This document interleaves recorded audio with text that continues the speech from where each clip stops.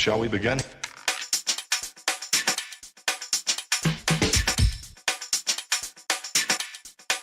Let's begin now.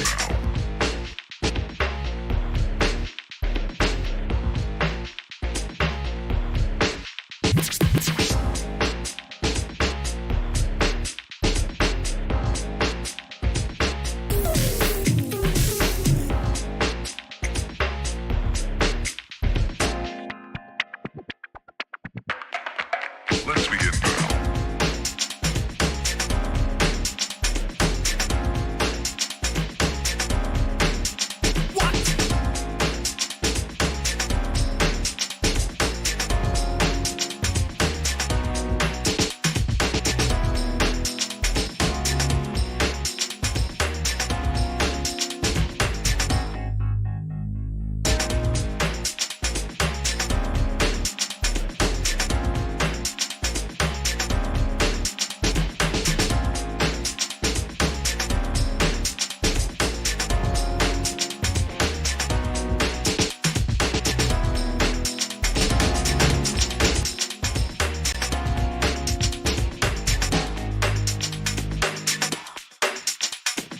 This is not a drill.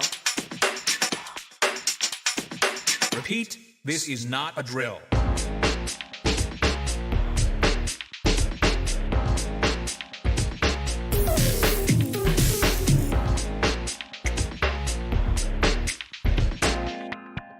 Is that all you got?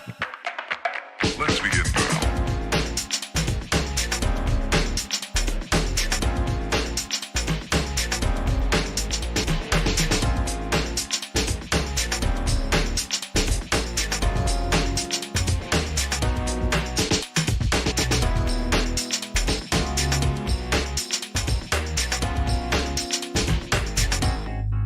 What up?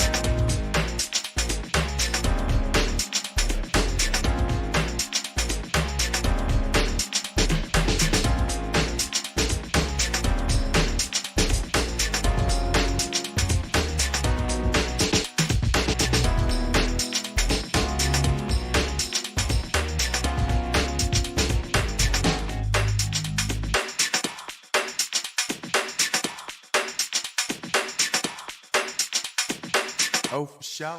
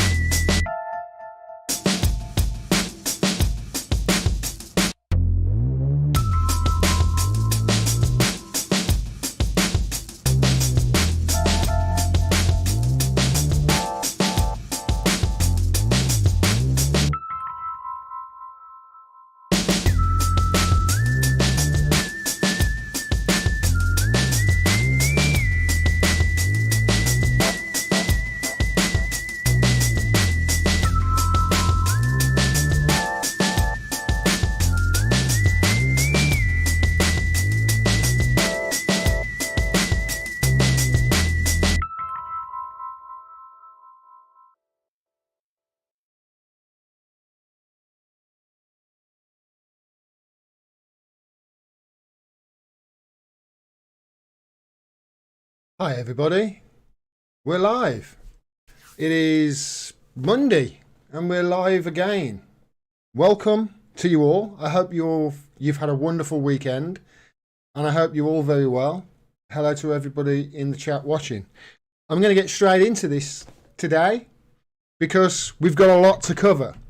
Because I think back in October last year, in September, October time, I did a little video on the fact that Hillary Clinton, one of the lawyers for the Clinton campaign, was in trouble with the FBI for, the FBI said, for lying to them in their investigation, in Durham's investigation into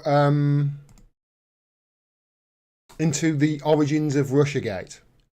And we didn't really know what the lie was, but now we do. This is Glenn Greenwald on Twitter. He said the special counsel investigating wrongdoing that led to Russiagate, John Durham, filed a document accusing the Clinton campaign of paying tech operatives to spy on the Trump campaign. Then admin service. See if you can find liberal outlets covering this. Well, we'll talk about that in a little while because this is kind of huge. At least it should be. So this is from Fox News. They broke the story, so don't blame me for the source. But this checks out. Fox News: Clinton campaign paid to infiltrate Trump Tower and the White House servers to link Trump to Russia. So that's not just the Trump Tower servers, but the White House servers as well. First on Fox, lawyers for the Clinton campaign paid a technology company to, quote, infiltrate servers belonging to Trump Tower and later the White House in order to establish an inference and narrative to bring the government agencies linking Donald Trump to Russia. A filing from special counsel John Durham says. So they're saying that the lawyer for Hillary Clinton paid a technology company to infiltrate the servers and spy on Donald Trump's server at Trump Tower and at the White House while there's an FBI investigation going on. Durham filed a motion on February the 11th focused on potential conflicts of interest related to the representation of former Clinton campaign lawyer Michael Sussman, who has been charged with making a false statement to a federal agent. Sussman has pleaded not guilty. Important to say that. He's pleaded not guilty. Excuse me, I might sneeze.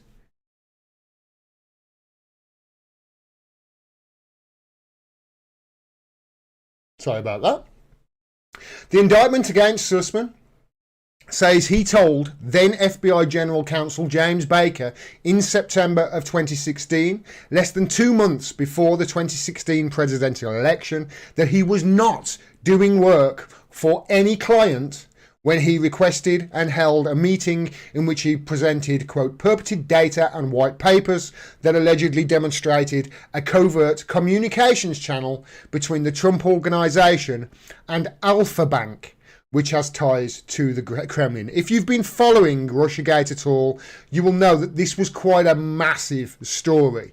You know, the walls were closing in on Trump because of this alleged link between his servers and this bank in Russia called Alpha Bank. It was perfectly legit. You're about to find out exactly how. But Durham's filing on February 11th in a section titled Factual Background reveals that Sussman, the Clinton campaign lawyer, had assembled and conveyed the allegations to the FBI on behalf of at least 2 special clients, including a technology executive at a US-based internet company and the Clinton campaign. So they're saying that he did this under orders by the Clinton. At least that's how I'm reading it. Durham's filing said Sussman's billings record reflect that he repeatedly billed the Clinton campaign for his work on the Russian Bank 1 allegations. So he's saying, no. he must be saying, oh no, I did it off my own bat. Nobody paid me. I assume. I mean, this is kind of big news, isn't it? Really, if you think about it. Isn't it like what's that thing? That big thing with Nixon. What was it called? Yeah, that was it. Watergate. Isn't it like Watergate, but kind of like in reverse? And she's spying on the president here. I say she, her campaign, spying on the president. I suppose there's a lot of buffers, isn't there? You know, like in The Godfather, there's a lot of buffers. Between, you know, the man at the top and the hitman. I'm going to read the rest of this. The filing revealed that Sussman and the tech executive had met and communicated with another law partner who was serving as general counsel to the Clinton campaign. Sources told Fox News. That lawyer is Mark Elias, who worked at the law firm Perkins Coie. Durham's filing states that in July 2016, the tech executive worked with Sussman, a US investigative firm retained by Law Firm One, on behalf of the Clinton campaign, numerous cyber researchers and employees at multiple internet companies to, quote, assemble the purported data and white papers. They're trying to, you know, fabricate some sort of link between Trump and Russia. Trying to get any sort of link. They're spying on the president. Now remember where this story came from. You know, this original story. This is why Nixon had to go, you know? Now, of course, this lawyer's denied this, and we haven't heard anything from Hillary yet. We'll come to her in a bit. Tech Executive One had tasked these researchers to mine internet data and establish, quote, an inference and narrative tying then candidate Trump to Russia, Durham states. In doing so, Tech Executive One indicated that he was seeking to please certain VIPs, referring to individuals at Law Firm One and obviously the Clinton campaign.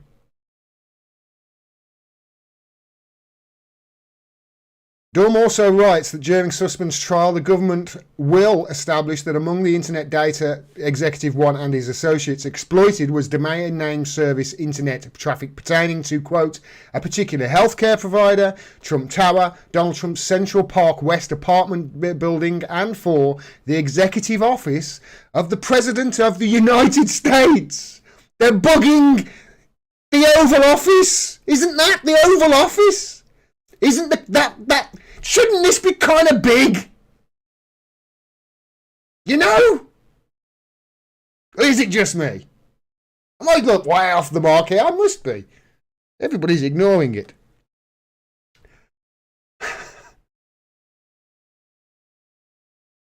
Durham states that the internet company that Tech Executive One worked for, quote, had come to access and maintain dedicated servers for the executive office of the president as, quote, part of a sensitive arrangement whereby it provided DNS resolution services to the EOP. Tech Executive One and his associates exploited this arrangement by mining the EOP's DNS traffic and other data for the purpose of gathering derogatory information about Donald Trump, Durham states. The filing also reveals that Sussman provided, quote, an updated set of allegations, including the Russian bank data and additional allegations relating to the Trump to a second agency of the US government in 2017. This is huge, guys, and girls, and ladies, and he, hers, and they, them. And I don't mean that derogatory. This is huge.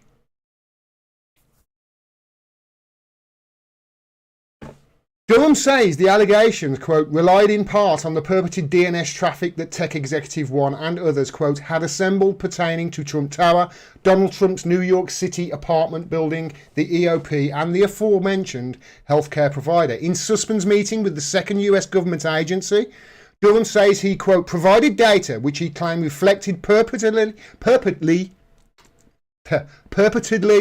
supposedly suspicious DNS lookups by these entities of internet protocol addresses. So it's all to do with IP addresses. DNS lookups. It's kind of like, it's almost like ringing a telephone without ringing it. It's like the computer's like going, are you there? And the other computer's going, yeah, I'm here, and that's it. That's really all it is. That's what a DNS lookup is. He claimed that the lookups, quote, demonstrated Trump and or his associates were using supposedly rare Russian-made wireless phones in the vicinity of the White House and other locations. Just insane. Russian phones within the White House. The special counsel's office has identified no support for these allegations. Yeah, Dawn wrote, adding that the lookups were far from rare in the United States. I remember seeing a segment at the time on this that Cenk Uygur did at the Young Turks. He was all well in for it. In fact, the entire Democratic establishment, everybody who is the blue no matter who crowd supporting the Democrats, and I mean CNN and MSNBC and the liberal media, they all jumped on this when it came out in 2017 about the Alpha Bank and, it's a smoking gun. Not really a smoking gun, it's a whiff, I suppose, but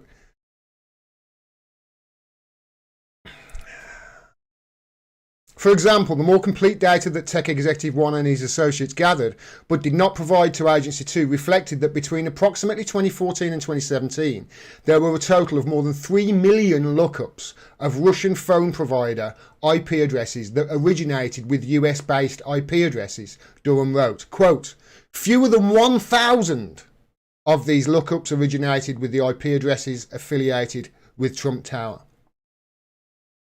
Fewer than 1,000 out of 3 million. And I remember at the time thinking there was some sort of rumours that this was to do with a server that Trump Tower was sending out flyers for his hotels to. And, they've obviously got email addresses and they, how businesses work with their spam that they send you.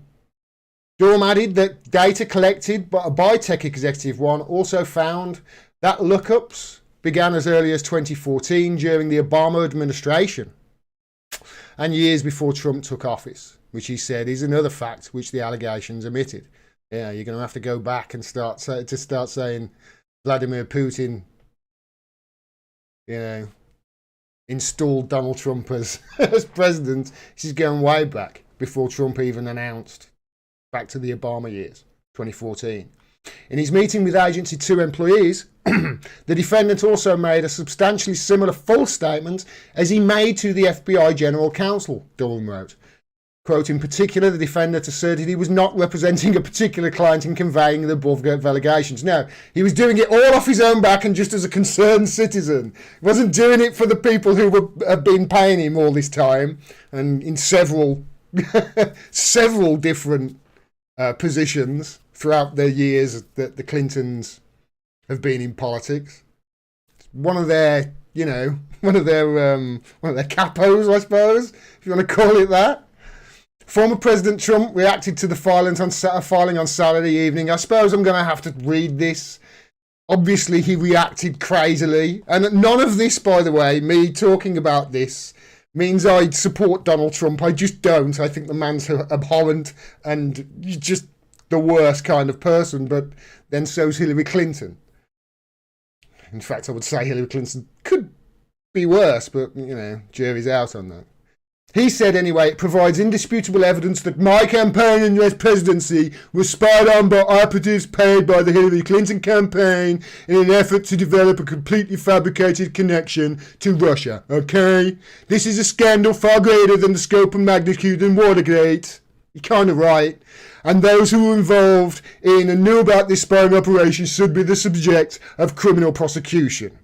Totally agree with everything he said there, really. And then he goes and ruins it.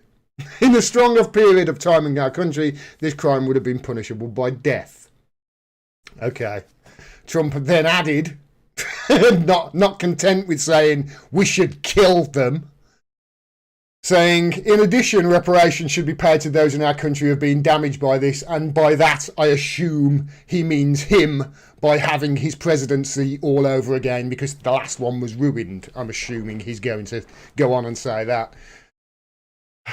Former chief investigator of the Trump-Russia probe for the House Intelligence Committee under then Representative Devin Nunes, Kash Patel, said the filing, quote, definitively shows that the Hillary Clinton campaign directly funded and ordered its lawyers at Perkins Coie to orchestrate a criminal enterprise to fabricate a connection between President Trump and Russia. So it looks like that's going to be this lawyer's defence is, I did it all off my own bat, Governor. It wasn't because the Clintons were paying and have been paying me the good part of my entire career. Per Durham, this arrangement was put in motion in July of 2016, meaning the Hillary Clinton campaign and her lawyers masterminded the most intricate and coordinated conspiracy against Trump when he was both a candidate and later President of the United States, while simultaneously perpetuating the bogus Steele dossier hoax, Patel told Fox News, adding that the lawyers worked to infiltrate Trump Tower and White House servers. I had Ray McGovern on my podcast, and he was talking to me about this, about how they spied on a sitting president. Go back and look. I was talking about this back in, 2017, 2018. The great Ray McGovern.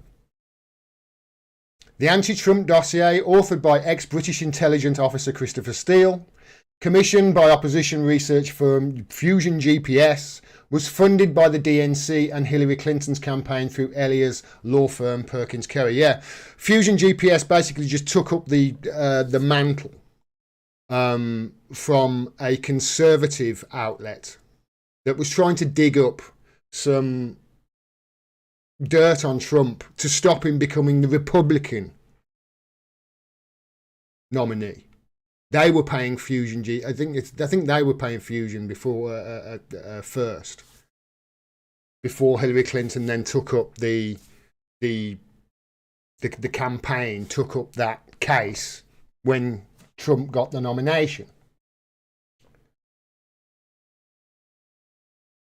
The Steele dossier was some of the most outlandish BS I have ever seen in my life, and how people took it seriously. It's a damning indictment on anybody who did put it that way. Patel added that Sussman relayed the false narrative to US government agencies in the hopes of having them launch investigations of President Trump, and obviously then the media can whip up this frenzy, and the anti-Trump sentiment can basically undermine everything. I hate Trump. I can't say hate him. Hate's too strong a word. I can't stand him, but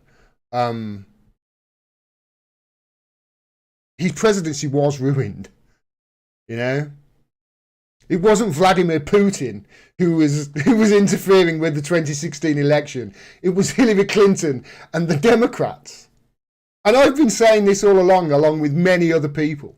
In November 2021, Durham also charged Russian national Igor Danchenko of making false statements. Danchenko, who pleaded not guilty, is accused of lying about the source of the information that he provided to Christopher Steele for his dossier on Trump. In 2020, Durham charged the former FBI lawyer Kevin Kleinsmith with making a false statement, the first criminal case arising from this probe. Kleinsmith was referred for potential prosecution by the Justice Department's Inspector General's office, which conducted its own review of the Russia investigation. Specifically, the Inspector General accused Kleinsmith, though not by name, of altering an email about Page, that's Carter Page, I assume, to say that he was not a source for another government agency, which he was. Page has said he was a source for the CIA. The DOJ relied on that assertion as it submitted a third and final renewal application in 2017 to eavesdrop on the Trump campaign per Carter Page under the FISA warrant. Not sure whether you followed me there. It's a bit convoluted, but hopefully you do. Former Attorney General Bill Barr appointed Durham, then the US attorney from Connecticut, in 2019 to investigate the origins of the Russia probe, or Crossfire Hurricane as it was called. That was the whole Mueller time. Do you remember? It's Mueller time. Tick-tock, Trump. Mueller's going to get you. That complete dud of a Russiagate report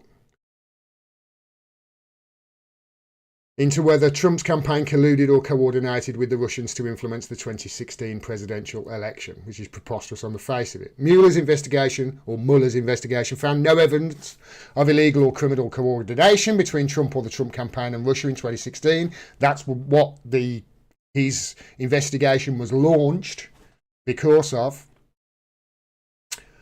Barr in December 2020, before leaving the Trump administration, tapped Durham as special counsel to continue his investigation through the Biden administration, and he has. In the scope order, Barr stated that Durham is authorised to investigate whether any federal official, employee or any person or entity violated the law in connection with the intelligence, counterintelligence or law enforcement activities directed at the 2016 presidential campaigns, individuals associated with those campaigns, individuals associated with the administration of President Donald J. Trump, including but not limited to Crossfire Hurricane and the investigation of Robert Mueller. Under US Code, the special counsel would produce, quote, a confidential report and is ordered to submit it to the Attorney General for a final report and such interim reports as he deems appropriate. And then, assumingly, the Attorney General would decide whether to prosecute and who. But there's a wide scope there, as you can see.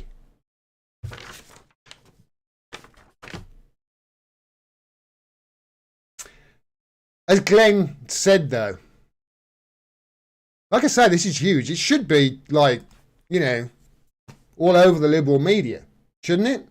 This is massive. This is the Clinton campaign spying on the president and the president-elect and the presidential opponent. I think all three it will say, at least if true. Of course they did, you know, the lawyer does deny it. As Glenn said, see if you could find a liberal outlet covering it. Well, I did. I did try and find. So this is back in 2017. This is when CNN were all giddy about it. March 10th, 2017.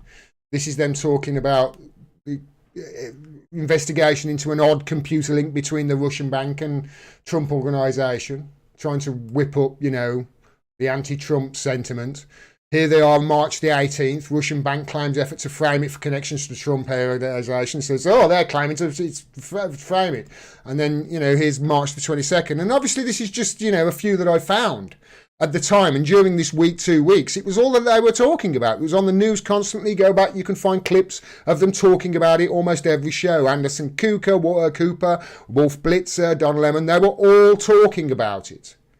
Now, though, this is weird, because you can see here, this is all the CNN stuff,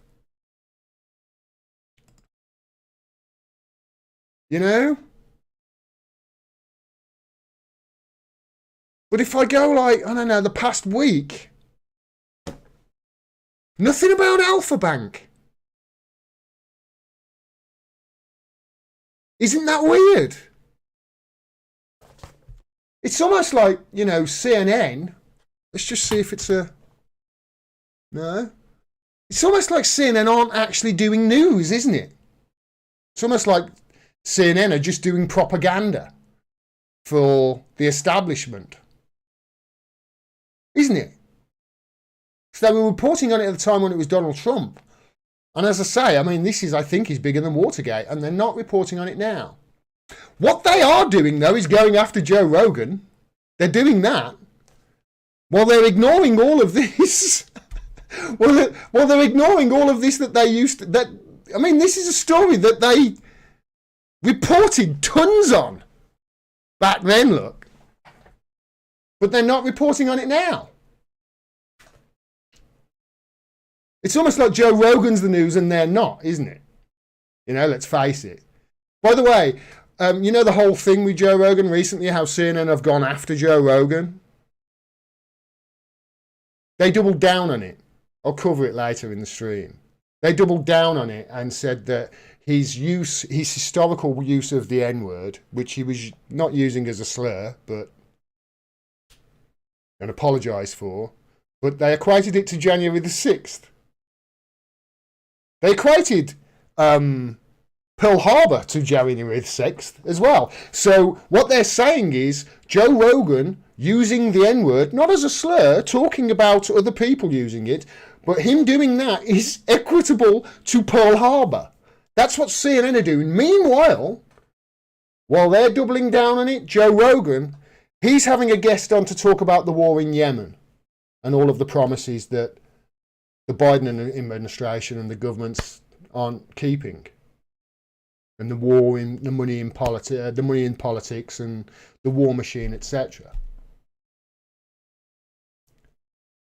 So there you go. It's almost like CNN aren't honest actors, isn't it? Suppressing news about their darling Hillary Clinton.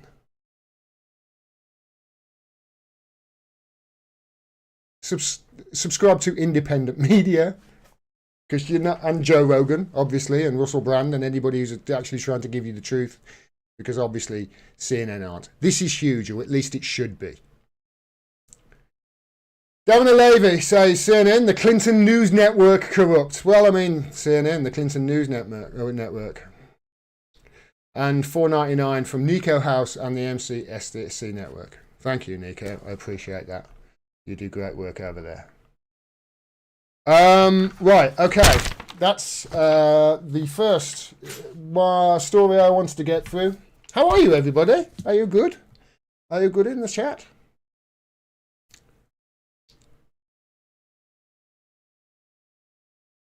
Winnie the Shrew says, I wasn't expecting Durham to do his job, but I stand corrected. Well, let's see. You know, it's not done yet, is it? I'll believe something's going to happen with regards to, you know, prosecution or anything when I see it. I don't hold out much hope for these things anymore. I know it sounds a bit defeatist, but it's just experience, unfortunately. So that's that done. Good to see your lovely face, Gordon Dimmack says. I bought you. Ah, you too, mate. Thank you. I appreciate that. Good to see your beautiful face in your avatar as well. Right, okay.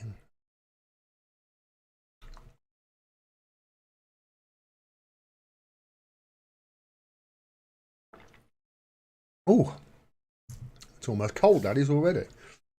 Wow, half an hour for that already. I've got to better get a move on. All right. Unless you've been living under a rock over the last couple of months, you will no doubt know that there's a bit of a problem at the moment going on with Ukraine. Although it's not really Ukraine, is it? Really? It's to understand what's going on in Ukraine, all you have to do is just look elsewhere in the world at other areas of conflict. For instance, Yemen. Yemen isn't really a problem between Saudi Arabia and Yemen, not at all. It's a problem between Iran and almost America and Saudi Arabia, really. Yemen's just a proxy war. You know, they're just a pawn in this whole thing. Syria is kind of the same thing. They're stuck between, you know, Israel, etc. Then Afghanistan was... You see what I mean? They're proxy wars. This is not a problem really between Ukraine and Russia that's causing this. This is a problem between Russia and America. And it's important to remember that. This is not a Ukraine crisis. This is a crisis between, well, two superpowers, and Ukraine's just a pawn in it. And the latest in this, well, saber rattling for war is our Secretary of State, Liz Truss, has gone to Russia to do, well, I assume a propaganda tour of Russia, because once we get past these pictures of Ben Wallace, you can see here this Liz Truss with Sergei Lavrov. Here she is looking very you know, the beautiful pictures there with the beautiful pictures behind her, you know, and here she's looking off into the distance, and there she's with, you know, having a meeting, and here's some other pictures of her, you know, around and about in, I think there's some in Red Square as well. I did see, by the way, people having a go at Liz Truss for wearing that hat in Red Square and saying she was invoking Thatcher, and that it was warm in Russia. But I mean, there's snow on the ground there, look.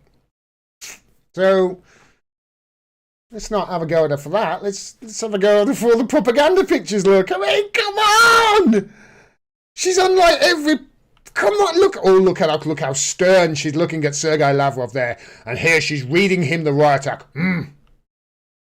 This is a huge... This is like almost every photo on the government's Flickr account is just Liz Truss.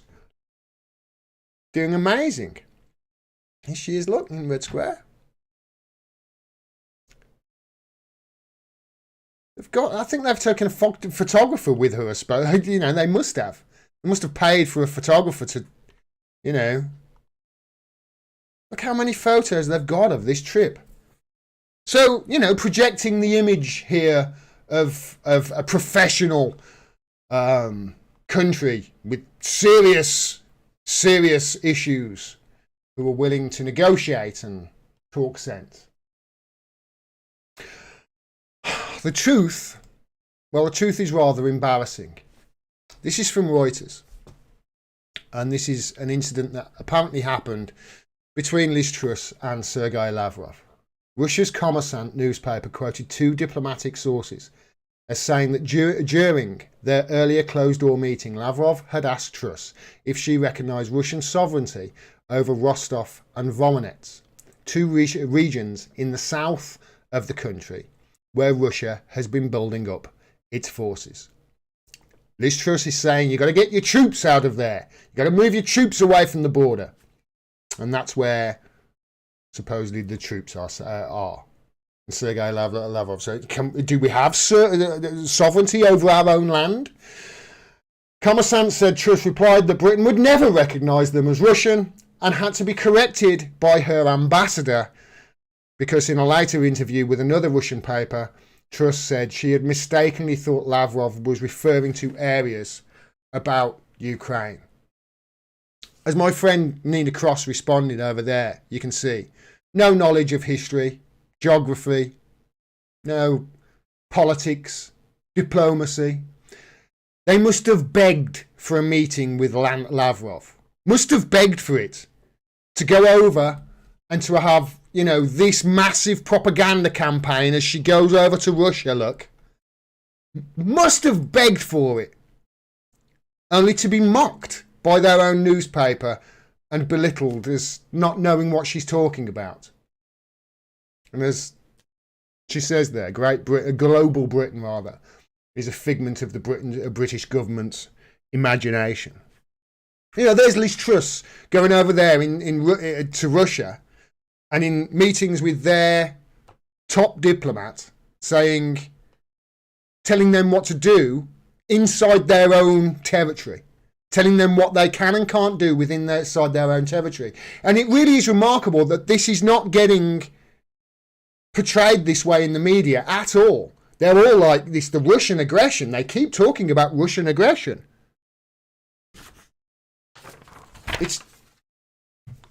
It's worrying, is what it is. What I want to do,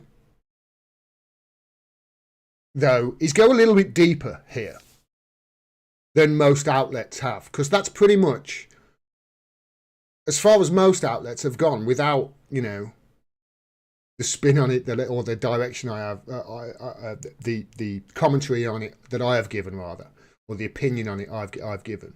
But I want to go a little bit deeper, and I want to show you just how ridiculous we really are, and this government really is, and really is being seen around the world as. Because remember, this is the global Britain that we are trying to project. This is the fake nonsense that we're trying to project, while this person is going around who clearly doesn't know anything about history or anything in the region or what's gone on over there. It's quite embarrassing because she's doing this on behalf of me as well, and you, and every other person. So I want to go a little bit deeper, and I want to show you, rather than me just give you a commentary on it, I want to show you this press conference. So they've just had the meeting, Liz Truss have, and Sergei Lavrov. This is how most of the media, most of the Western media over in this country have talked about this. And I want to show you the depths to which they said this meeting was a disaster. This is what they said went on. Разочарован тем, что разговор немого с глухим у нас получился. So I'll just I'll read the subtitles just in case anybody's just listening. So this is Sergei Lavrov speaking at the beginning of the meeting with Liz Truss. And this is what the Telegraph put out, and most other outlets, concentrated on this part of what they said. A conversation between a dumb and a deaf person is how Sergei Lavrov described their meeting. He went on to say, it seems like we listen, but don't hear. At least our most detailed explanations fell on unprepared soil. They say Russia is waiting until the ground freezes like a stone so its tanks can easily cross into Ukrainian territory. I think the ground was like that today with our British colleagues, from which numerous facts that we produced bounced off. I listened to what Foreign Minister Lavrov has to say. I think there are further talks to be had. NATO has put proposals on the table to improve transparency, to improve confidence. So you can see this is basically what the main sort of like the legacy media. This was their spin on that meeting and the press conference. There is much more to. It's much worse. After all this resumption of control by the Ukraine. It's much worse than they are saying it was. I went back and I watched the press conference, and I found one with subtitles so I could understand exactly what they were saying. And I'm going to do a little bit of a commentary on it. I'm going to start at 2 minutes 53 when the first journalist asks a question, and I'm going to show you and explain to you just how frustrating it must have been for Sergei Lavrov in that meeting. And this is coming from somebody, a Brit, It's embarrassing, this is. Remember, the Soviets, 27 million people died in World War II. 27 million Soviets died in World War II. Too quickly we forget. This is the first journalist exchange. Take a listen. They appeared in the public documents called Undermining Russia. It's about financing Russian media and NGOs through British diplomatic missions, BBC and Reuters. Can you confirm that these documents really existed and this project existed? So this was the first question. And if you allow the second question, the UK stated that Russia builds up troops along the Ukrainian border, although this is in Russia, but the British warships in the Black Sea, they've been observed there. Do you not think that these actions of London are aggressive? There is no doubt that the stationing of over 100,000 troops on the Ukrainian border is directly put in place to threaten Ukraine.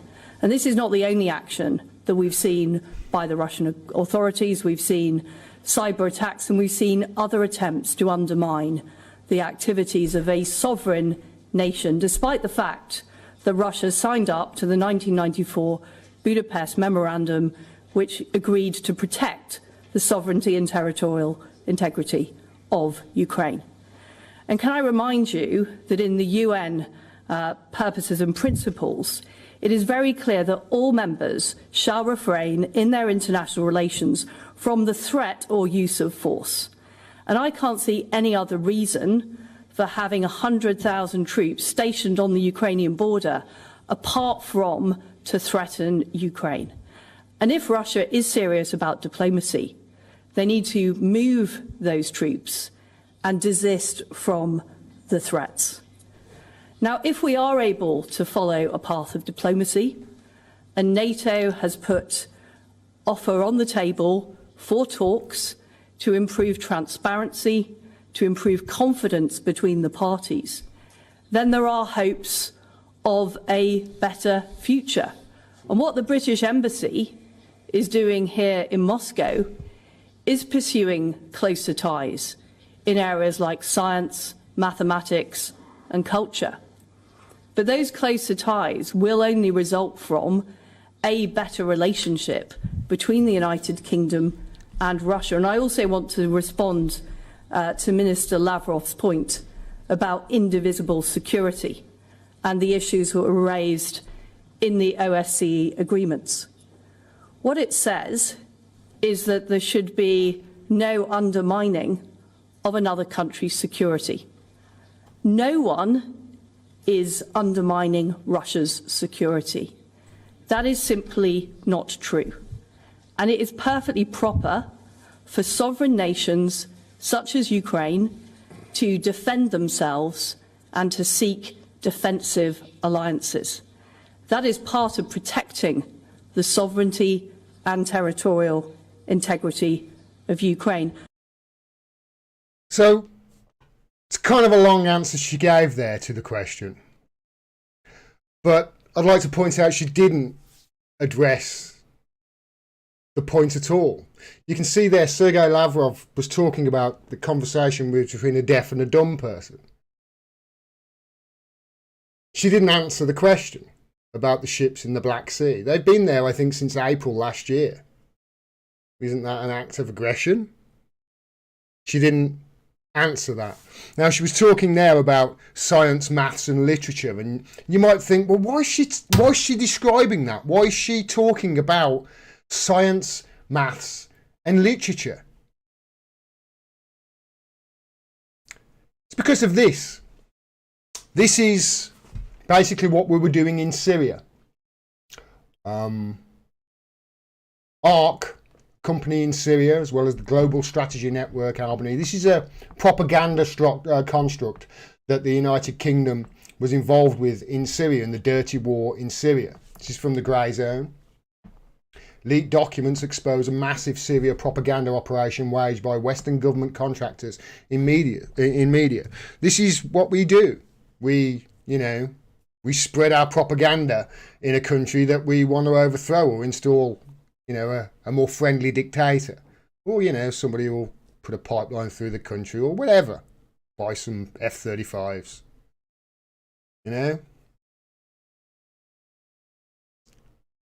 We're doing it in Russia. We're doing that exact thing in Russia. Spreading our Western narrative over there. Trying to undermine Putin. This is what this is why they're asking that question. It's our MO. This is what we do around the world. And as for undermining another country's security, which is one of the answers there she gave. Well, she didn't really answer. She just talked past and just said, Russia can't undermine somebody else's security. Well, you know what? How often do we undermine other countries' security? Have you got a short memory, Liz? How often do we undermine other countries' security? And a short, quick history lesson, or should we wait a while? We'll wait a while.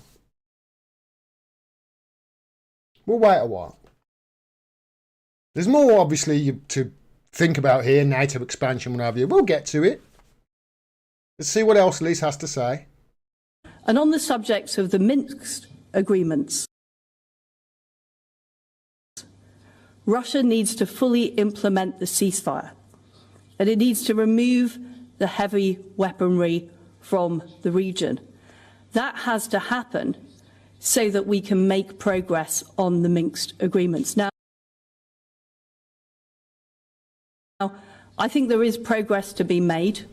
I think there is progress to be made between NATO and Russia on transparency, on discussions around security, and I think there is progress to be made on the Minsk agreements too.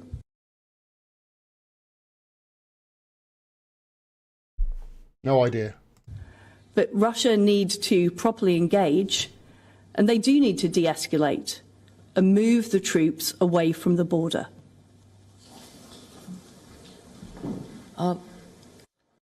Move your troops! Move your troops from the border! Which border? Your border! Yes, please. Move your troops from your border!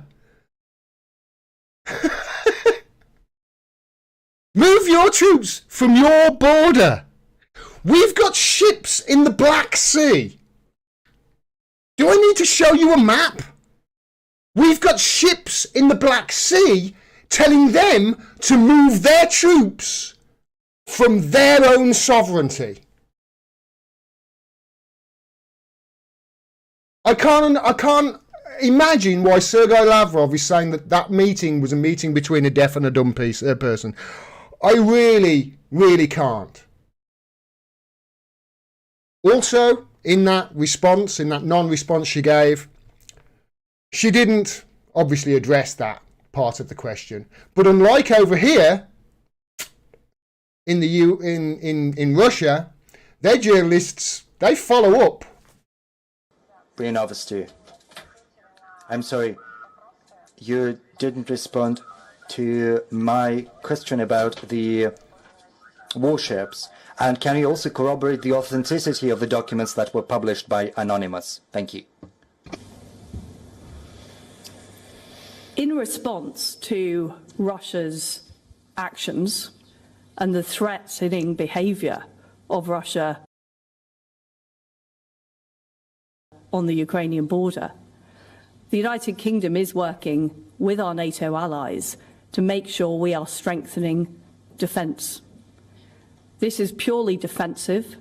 NATO is a defensive alliance, and that is absolutely the right approach to take.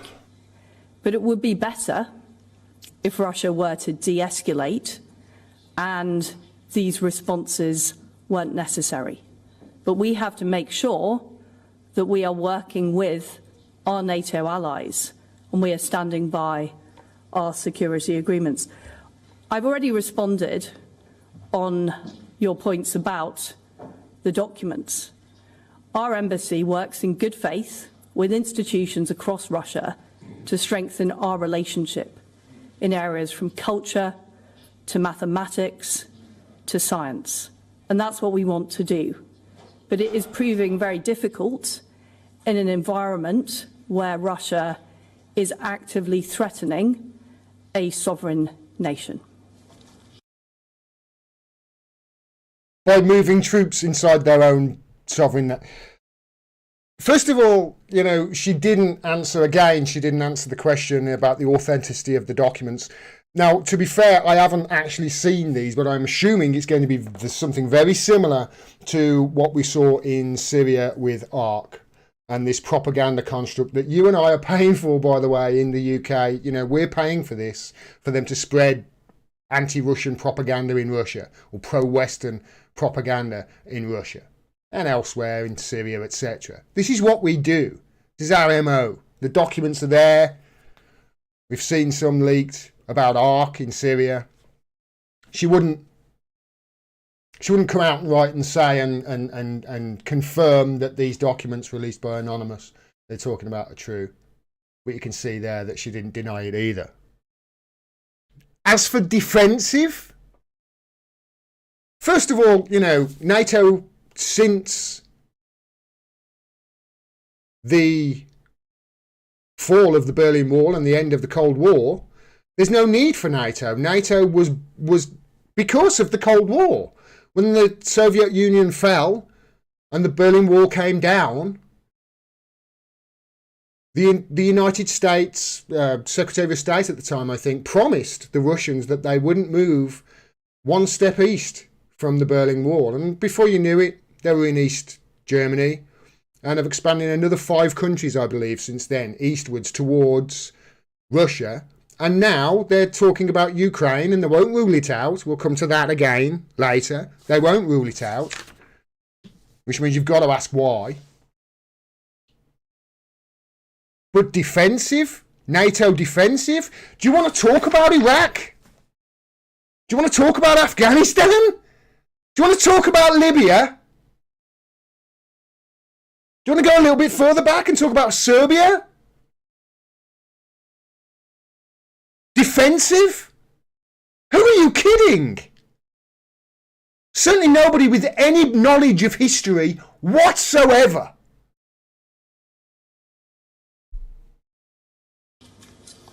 Diana Nine News, if I can. Foreign Secretary, the Foreign Minister just characterised these talks as... Should you announce? They don't introduce themselves? No. By the way, did you see that? This is something that Sergei Lavrov is known for. This is the Sky News. The lady from Sky News came up there, and they didn't introduce a name. Just said Sky News. No introduction there. He's a stickler for this. He's known for this. Lavrov is. This is Russia's most experienced diplomat. Everything that I've done over the last 4 or 5 years, I've come across, plenty of articles in the past about Lavrov. I've read plenty of stories about people who have met him, about what he's like. And for the most part, the information that I've seen, at least, he is one of the most well-respected diplomats on the planet. And he's certainly one of the most experienced. He is a stickler for sort of formalities. And he's also known for extreme sarcasm. This is what I've, read about him over the last few years. And you just saw it in action there, cutting off that one journalist because she didn't introduce her name and where she was from, or at least he didn't hear it. So he cut her off, and she doesn't get a question until the very end. I thought that was it's just something that confirmed what I'd heard about him was probably true. But we have... Very sorry, could we come to Tom Parfitt of The Times, please? Thank you very much. Good afternoon. A question first for Foreign Secretary Liz Truss, please.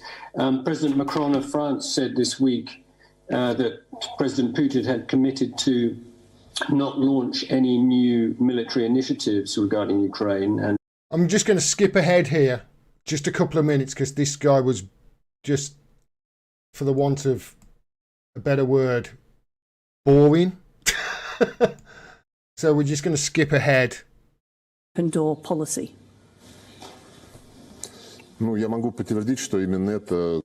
I can confirm that this is precisely what Madam Secretary... Let's just take it back to what Liz Truss says in response to that guy's question, because it's kind of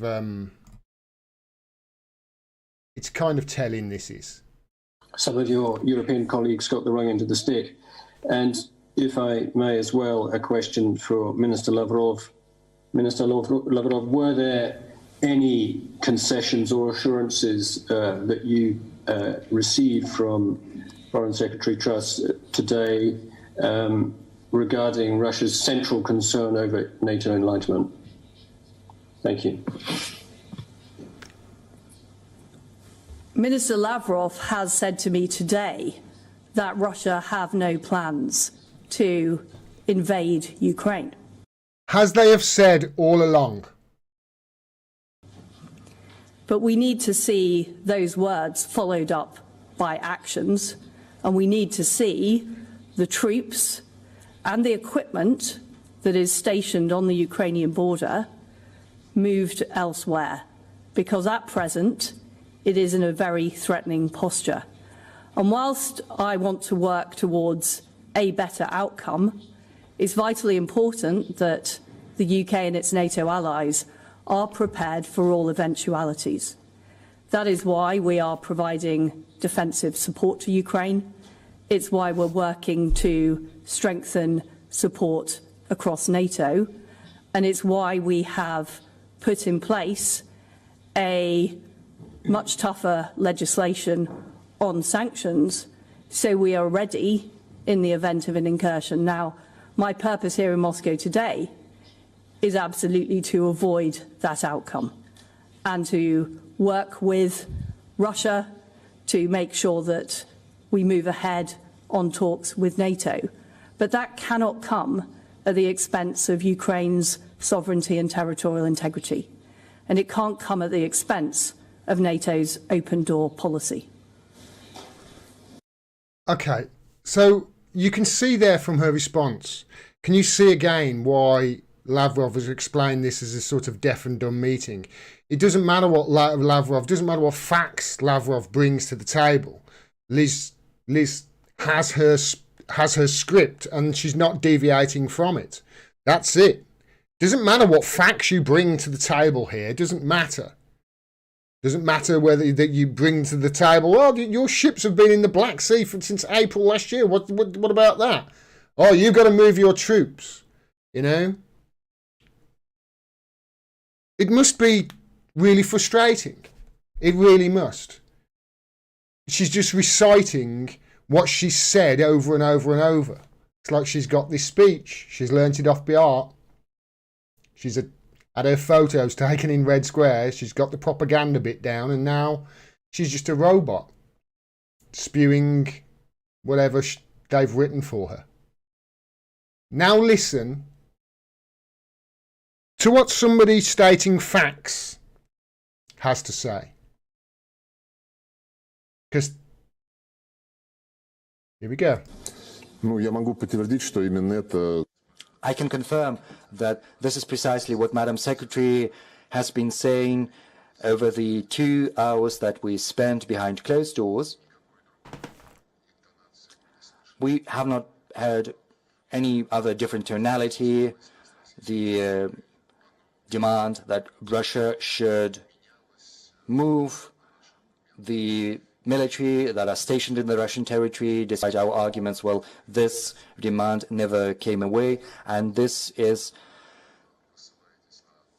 at least regrettable. And when you say what President Macron has confirmed, that President Putin has assured him that there are no plans whatsoever to invade anyone, and when Madam Secretary comments on that and says that words should be backed by real actions, I have to say that this is a very interesting, very curious conversation. I have never participated in diplomatic talks that could, be rendered absolutely public, because there was nothing secret, nothing confidential, nothing based on trust.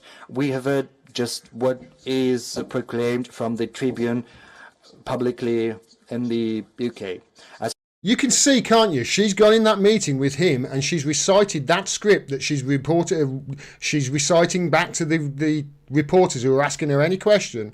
You can see she's just been reporting that for, I think, 2 hours they were in this meeting. As far as words and actions are concerned, we always have believed that words and actions should be in tune, in sync.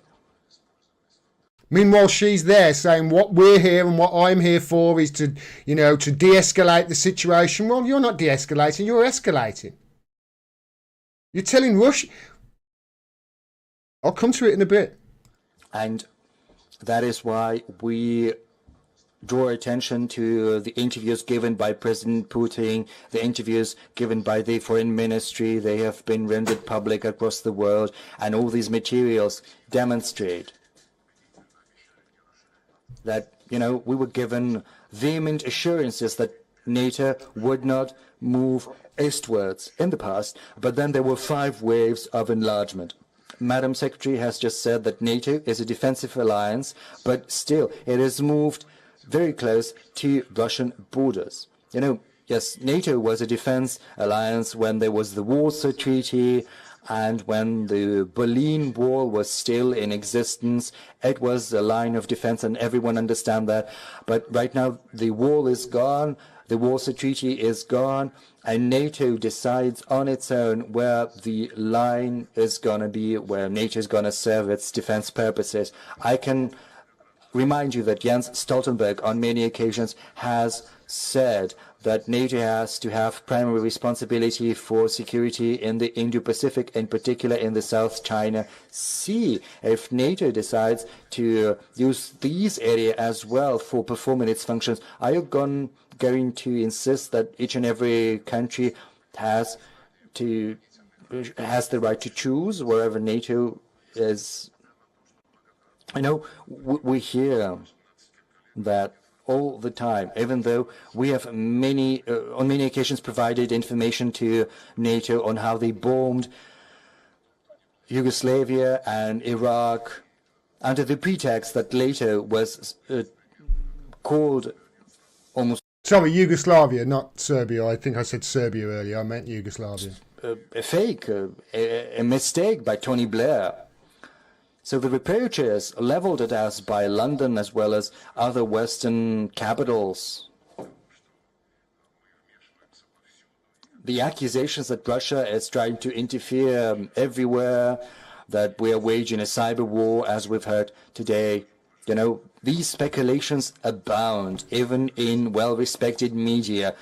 Remember, they've had 4 or 5 years of Russia, 2016 election, Russia, Trump, Putin, Trump is Putin's puppet. They've had 4 years of that. Even though Trump was an absolute hawk to Russia. They must be sick to the back teeth of this. There is information about Russia's alleged operation to seize Kiev and the rest of Ukraine. There are allegations that Russia is preparing a coup d'etat to install a puppet regime in Kiev, it's all, from the narrative of highly likely. And I told Madam Secretary that this highly likely always stays highly likely and nothing more than that. Let's talk about allegations against Russia with regard to... Isn't that a great saying he's got there? Isn't that fantastic? Really hits home, that does, doesn't it? The narrative of highly likely. It's got a ring to it, hasn't it? The narrative of highly likely. It's highly likely that Putin is going to invade Ukraine. It's highly likely. That's why we've got to do all of them, push this stance and this hawkish stance, pushing and pushing and pushing. That's why we've got to do it, because it's highly likely. No real evidence has been supplied. Where have we heard that before? Oh yeah, that was it. It was highly likely that Russia was behind the Salisbury attack, wasn't it? Do you remember? That was highly likely. Why, if he was going to poison his own people, why would he do it with Novichok, pointing the finger straight back at him? But it was highly likely. Highly likely that Russia was behind the Skripal poisonings.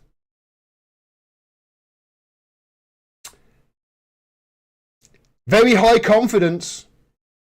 That's another one. That's what the US say. That's the US version of highly likely. Very high confidence. Or moderate confidence, etc. It was highly likely, do you remember, that Assad gassed his own people? Do you remember that?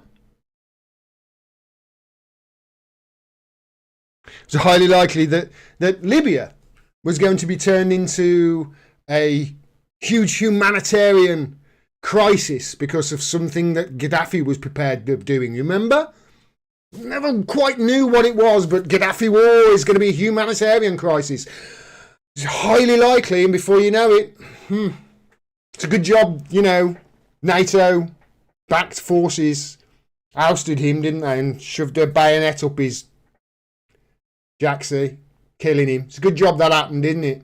Otherwise we would have had a huge humanitarian crisis in Libya and, slaves being sold in the markets of the once richest country in Africa. It's highly likely that was going to happen. Do you remember?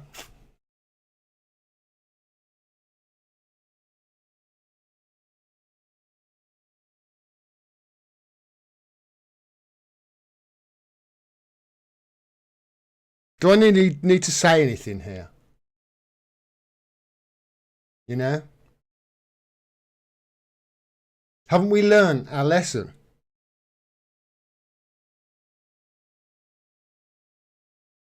What's wrong with our leaders, the people who are in control of our country? What's wrong with them? This is Ukraine's president yesterday. He's asking for evidence to back up these invasion warnings. The Ukrainian president is saying, can I have some evidence, please?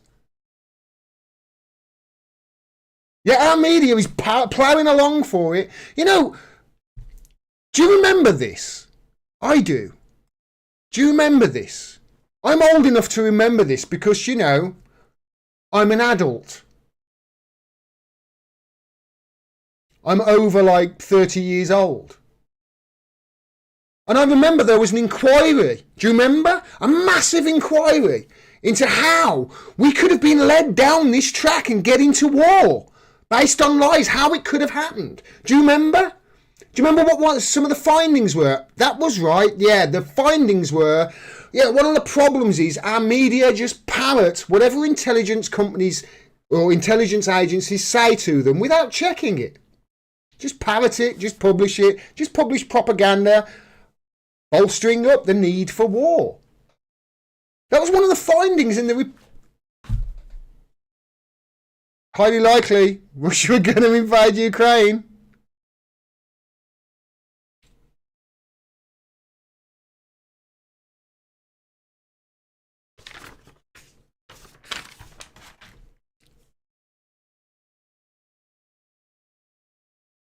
When people talk about Ukraine,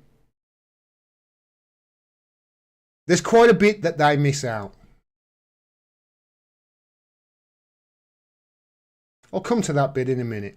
Let me just play the rest of this, or the next minute or so. Litvinenko case, no facts were produced. No facts were produced with regard to Skripal. Either we do not know where they are, and his daughter, who is a Russian citizen, we have no access to her. We have not seen any facts on Navalny, even though there was a whole campaign to denigrate Russia. Something else that was highly likely. It's highly likely that Putin poisoned Navalny. With Novich, it was highly likely it was Novichok, the one thing that could be pointed straight back at Russia. It's highly likely. Sure. And the UK is playing a leading role in this campaign. We have said today that we have to build our relations based on facts. Otherwise, it's going to be propaganda, pure and simple. But unfortunately, we have not heard any facts, nor has there been any reaction to the demand we have put forth that the allegations against Russia have to be corroborated with facts. Madam Secretary has mentioned the Budapest Memorandum. Regrettably, she says that for the second time today, even though we have provided very serious explanation on that matter during the talks, the Budapest Memorandum between the US, the UK and Russia provided security guarantees to Ukraine as a non-nuclear state. Standard guarantees provided to any non-nuclear state. The Budapest Memorandum did not force either the UK, the US or Russia to recognize the anti-constitutional coup d'etat that was effected by neo-Nazis and ultra-radicals in 2013. And did you hear that? They don't talk about that in our media, do they? In our legacy media, when they're beating the drums for war. They don't talk about the coup d'etat in 2013, do they? Backed by America. They don't talk about that, do they? They don't talk about Victoria Nuland, who was, I think, Secretary of State to Europe at the time, was caught on tape. There was a tape released. I think it was on February the 4th of that year, if I remember right. February the 4th comes to mind. Going back to 2013.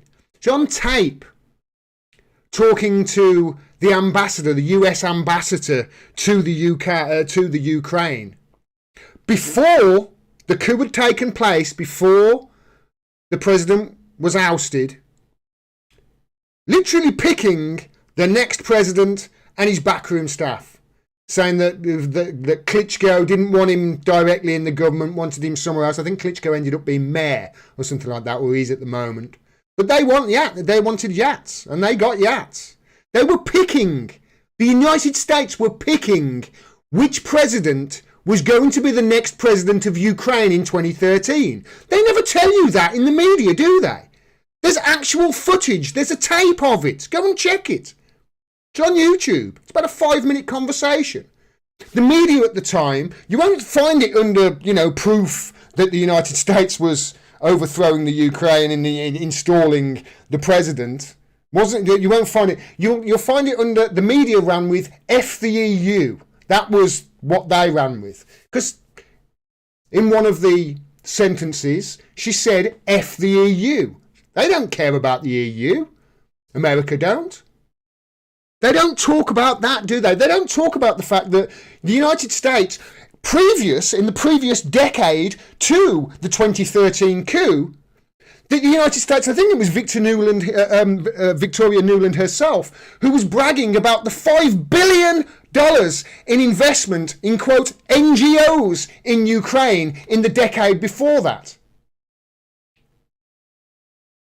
Which is essentially why the first question from the reporter there over in Russia was to ask Liz Truss, what about all these documents about Reuters and the BBC spreading their propaganda in Russia?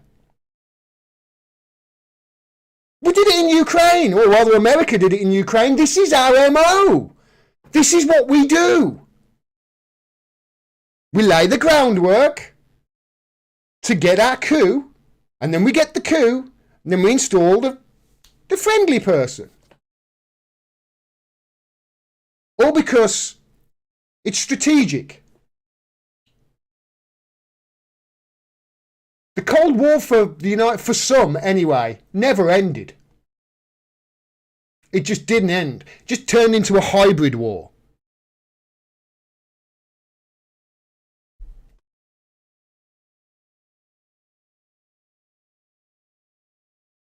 They don't talk about that.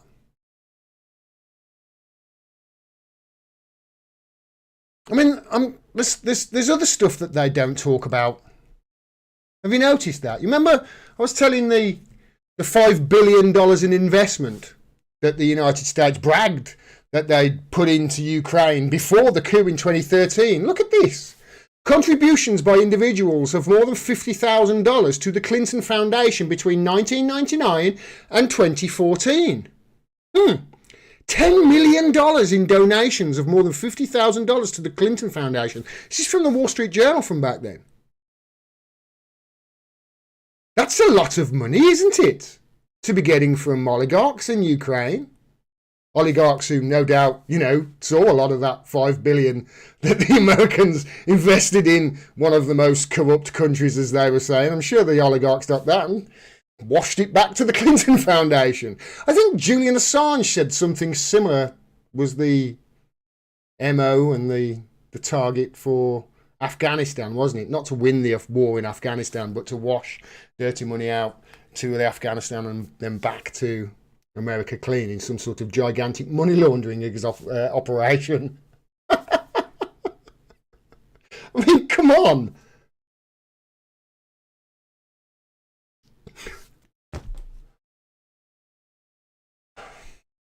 Play the rest of this. This Budapest memorandum was accompanied by a declaration, and apart from the Troika, Russia, the UK, and the US, this declaration was signed by Russia, Ukraine, and France, and this declaration required that everyone...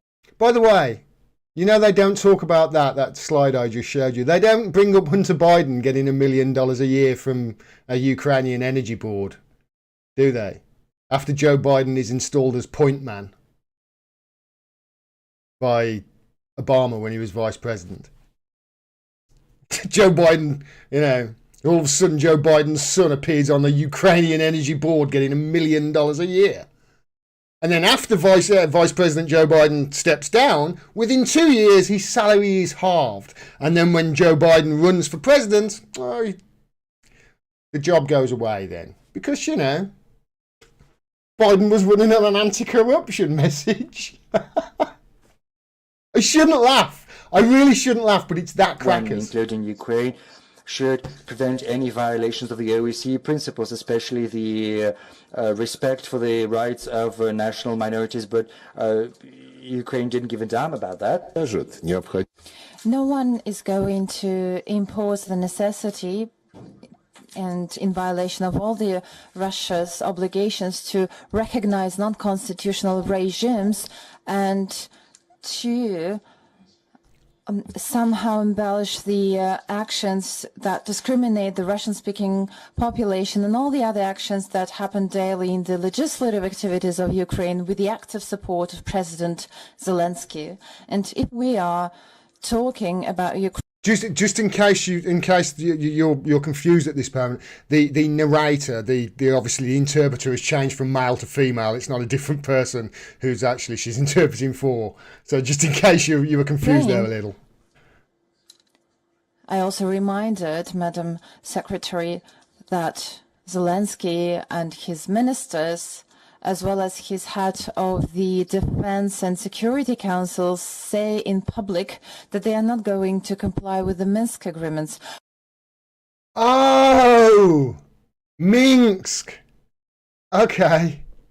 Foreign Minister said directly that he does not want to have any direct dialogue with Donetsk and Luhansk because there is no such dialogue stipulated by the Minsk agreements. Minsk. Okay. Now I get it. Let's just skip forward a little bit.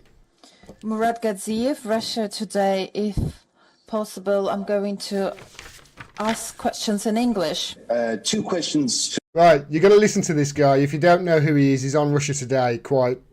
He's on their newscast, and this is.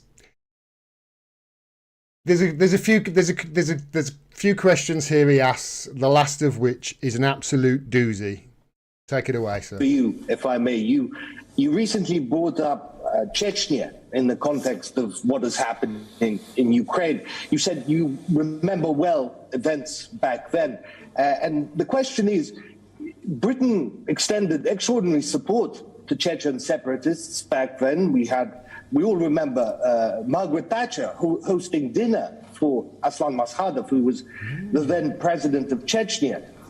You had him and his subordinates following that then launch a series of horrendous atrocities, acts of terror across Russia, hundreds dead. The theater siege, you may remember, after which the United States cut him off, saying he had lost all legitimacy.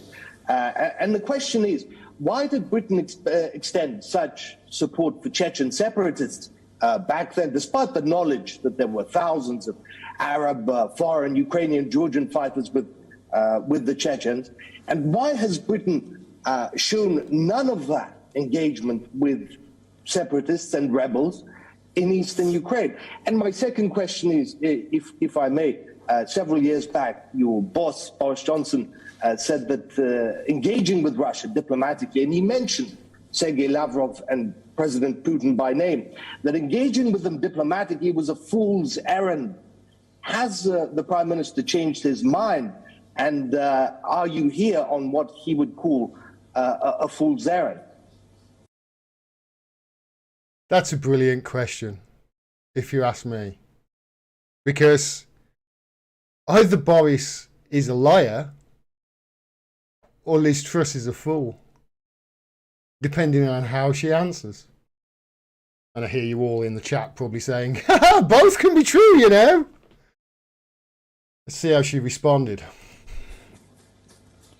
The point I was making about both Chechnya and Afghanistan is the cost of war, which is immense for... Why do we keep pushing for one then? All sides. The point I'm making to the Russian government is that the Ukrainians will fight. And this would be a very protracted, prolonged conflict. We owe it to... We'll make sure of it. Our populations, we owe it to European security to do all we can to avert a war in Ukraine. And that is why I'm here, to work with the Russian government to work with our NATO allies. Russia and the United Kingdom are both permanent members of the Security Council. I believe there is a better way, and that is what I am here to seek. And the Prime Minister, Boris Johnson, is very much behind those efforts. Well, maybe both is true then. She's certainly a fool because she said that we're working with our NATO allies. I mean, what's NATO got to do with Russia, with Ukraine? I thought Ukraine wasn't in NATO. I thought that's the whole point. You know?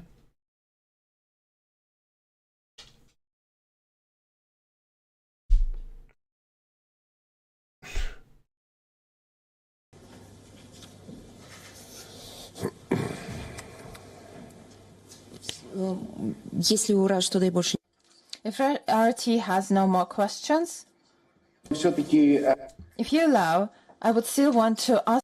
She never answered the question, did she, about Chechnya? Did she? So, did Boris Johnson change his opinion about diplomatic engagement with Russia, and why hasn't Britain tried to engage the rebels and separatists in eastern Ukraine directly? Why haven't they been invited for talks in London as Chechen separatists were? Are we the baddies?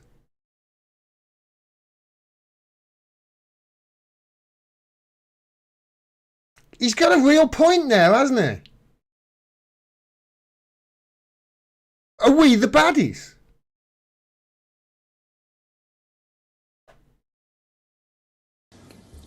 The Prime Minister is 100% behind us pursuing a diplomatic solution with our allies in NATO. Here she goes with her prepared script again. She's not deviating. And others, and that's why I'm here in Moscow today, to make as much progress as we can and to work to take those discussions forward. I've been very clear about that. And, I'm not going to go into the wheres and wherefores of what's happened in the past. Well, you wouldn't want to, would you? You wouldn't want to go into the wheres and wherefores of the past, because our past is absolutely horrific, with mistakes littered just over the last 20 years of just lies that have got us into needless wars that have cost the lives of millions of people. And here we are again, saber-rattling for another one. Just got out of a war with the Afghanistan, which we lost, by the way, to the mighty Taliban, and now we're saber-rattling for a war with let's face it, one of the biggest nuclear powers on the planet. What was Afghanistan? Why pull out? Were you just trying to keep match fit for the real match against the Russians? The situation we're in at the present is that the Minsk agreements have been agreed, but they haven't been implemented. And the first step has to be implementing the ceasefire, and there's not a shot been fired. Not a shot been fired, and she's saying we've got to implement a ceasefire. Not a single shot from any side, and she's saying there's got to be a ceasefire. Russia removing its heavy weaponry from the region. That is the way we will make progress. Highly likely. Did you hear that? That was Lavrov. Highly likely, he said.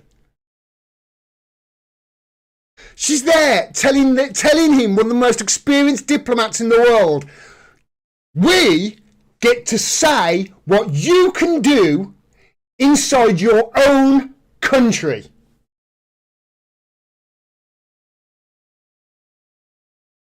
Can you imagine? You know when Brexit happened? You know that Brexit wasn't that fun. Wasn't that fun when Brexit happened? So imagine when Brexit happened. Imagine at the same time as us leaving the EU, Scotland left the United Kingdom as well, and decided over the next few years that they were going to join some shady organisation that hasn't been needed for 30 years for, quote, protection from the UK, from this crazy English down here, because, you know, we're a bit untrustworthy. And we had some sort of reverse Cuban Missile Crisis where Scotland wanted to join some sort of trilateral protection committee between Scotland, China and North Korea.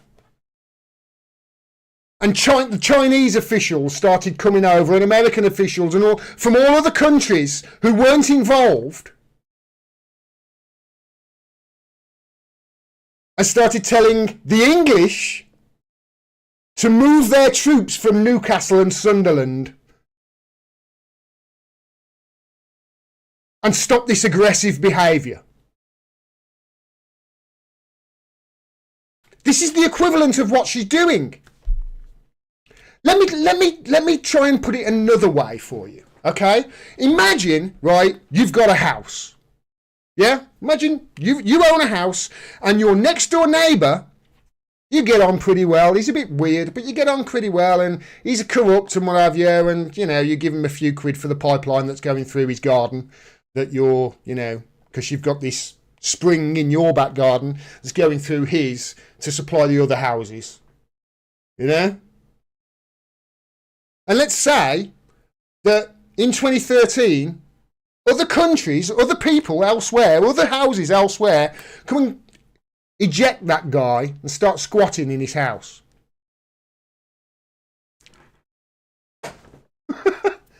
And then other people, that guy, other people who have installed that guy, then start coming and looking over your fence into your back garden. Started, you know, pointing guns at you. You'd be down the bottom of your garden, pointing back at them, going, what are you doing? What are you doing down there? Wouldn't you? I mean, this is not even an argument with your next door neighbour. This is an argument with your next door neighbour's friends, people that he wants to be friends with. They've all come in and they're now telling you what you can do in your own garden. This is the equivalent of what they're doing. And you, because of this dispute with your neighbour, because you're not getting along with their friends, because their friends want you to be part of this alliance with them so they can, you know, put stuff at the bottom of your garden pointing at me. I say to you, yeah, I don't quite like you making money from me, sending my spring through the bottom of your garden. Don't like this. I'm going to build a pipeline around your house, feed those other houses down there, so I don't have to pay you what they call transit payments. That's it. I won't have to pay you any of them. And then when I do that, your friends all say, yeah, you see, he's using that as a weapon. Do you see how crackers this is? Do you see how crazy the saber rattling of it is? When you actually explain it, this is what the equivalent of what's happening.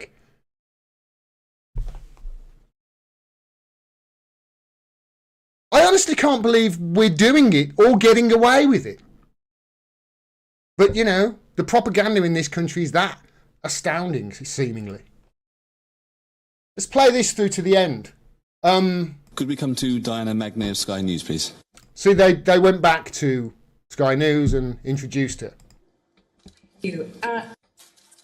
Secretary, Foreign Minister Lavrov seemed to characterise your conversation just now as similar to being, if I understand it right, between a deaf and a mute. I wonder what your response to that would be. And also, you said that you were looking and hoping to encourage Russia along the path of a meaningful conversation on European security.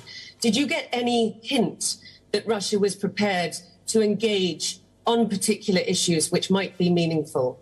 And a question for you, Foreign Minister Lavrov. This is clearly an exceptionally tense situation between nations, and de-escalation would help take the heat out of the situation. It is pretty normal to return troops to their bases after, for example, the exercises in Belarus. But are you prepared to make any meaningful gestures to de-escalate and take some of the heat out of this conversation? Our warships are in the Black Sea. They've been there for a year almost. Yet our reporters are saying, are you going to de-escalate or what? Sorry, out of this situation.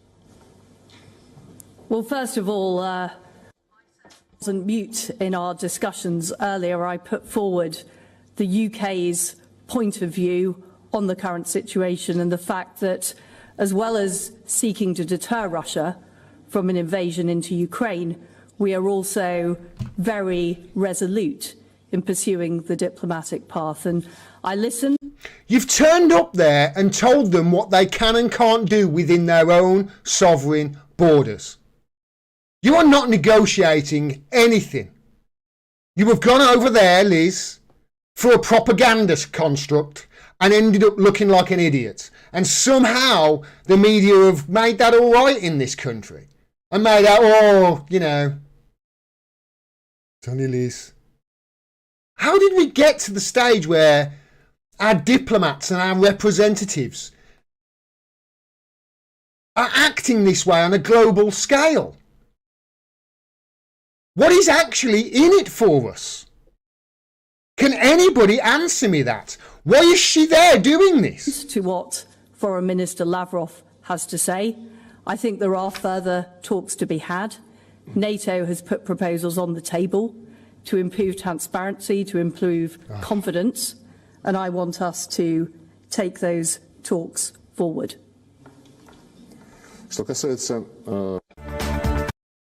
He walks off in a huff. He walks off in a huff.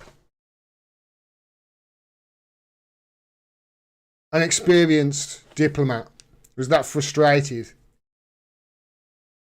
with our representatives, a representative, one of our chief representatives, you know.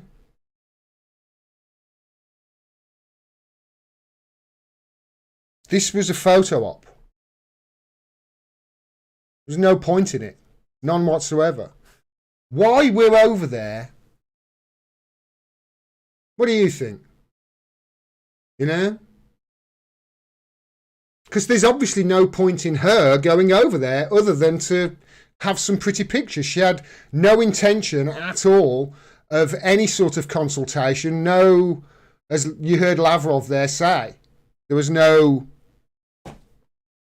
progress with anything. It was like a conversation between a deaf and a mute. So what is the point of going over there? Well, there's this. That's Boris Johnson's disapproval rating. Sure takes the focus off that, doesn't it? Eh? This saber rattling over in Ukraine, where we've got no business whatsoever. We're over there telling the Russia what to do on behalf of the US. Let's face it. You know, I don't know about you, but if you like me, if you're in the UK, aren't you sick of us being the United States little bitch? Aren't you sick of us having no sovereignty whatsoever? Who are these people working for? Are they working for us in the UK? Or are they working for Washington and NATO? Because we've got a few problems at home. I don't know whether you noticed. You know? That's why your approval rating's in the tank. That's why nobody likes you. Because you're a bunch of liars.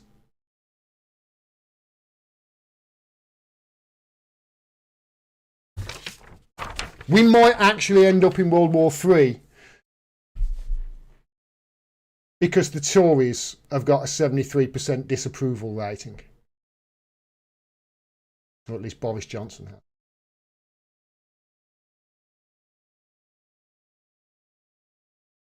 if that doesn't scare you, scare the hell out of you,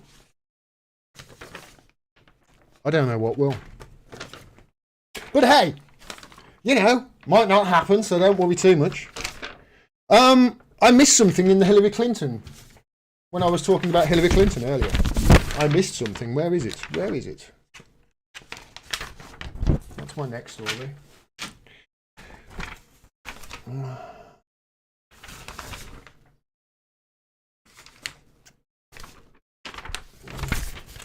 Ah, there it is. Over there.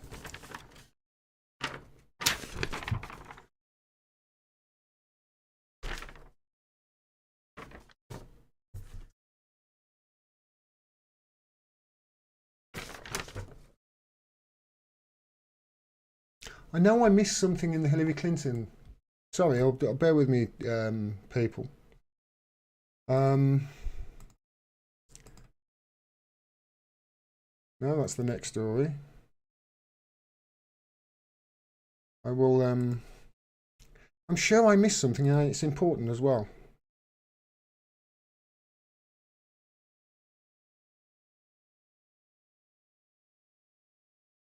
Yes, it is.